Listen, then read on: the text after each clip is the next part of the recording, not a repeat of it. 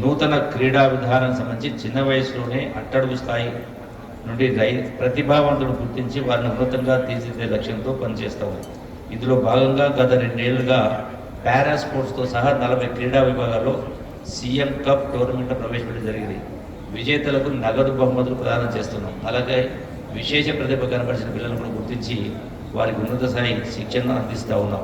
అట్లాగే షెడ్యూల్డ్ కులాలు, షెడ్యూల్డ్ తెగలు, వెనుకబడిన తరగతులకు సామాజిక న్యాయం చేయాలనేది మా ప్రభుత్వం ముఖ్య ఉద్దేశం.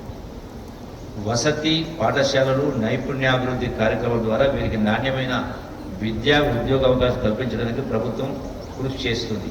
మైనార్టీలకు సంబంధించి సమాజంలోని అన్ని వర్గాలతో పాటు ముఖ్యమైన భాగంగా ఉన్న మైనారిటీల సమగ్ర అభ్యుదయం, సమాన అభివృద్ధికి తెలంగాణ ప్రభుత్వం కట్టుబడి ఉంది. మైనారిటీ రెసిడెన్షియల్ పాఠశాలలు, జూనియర్ కళాశాలల బలోపేతానికి ప్రభుత్వం కృషి చేస్తూ ఉంది. పేద మైనారిటీ మహిళలకి జీవనోపాధి కల్పించి వారి ఆర్థిక స్వాతంత్రాన్ని సాధించడానికి ఫుడ్ మిషన్లు ఇతరత్ర ప్రభుత్వం పంపిణీ చేస్తూ ఉంది. అంతేకాకుండా మైనారిటీ యువతకు సాధికారత కల్పించి ఉపాధి సామర్థ్యాన్ని మెరుగుపరచడానికి ఉత్తమ ఉపాధి అవకాశం పొందేందుకు వీలుగా నైపుణ్యాభివృద్ధి శిక్షణను అందించడం జరుగుతోంది. 3 నుండి 6 సంవత్సరాల వయసులో చిన్నారుల ఉజ్వల భవిష్యత్తు కోసం జిల్లా వ్యాప్తంగా ఉన్న 1163 అంగన్వాడీ కేంద్రాల ద్వారా 17,902 మంది పిల్లలకు ఒక పూట సంపూర్ణ భోజనం అందించబడుతుంది.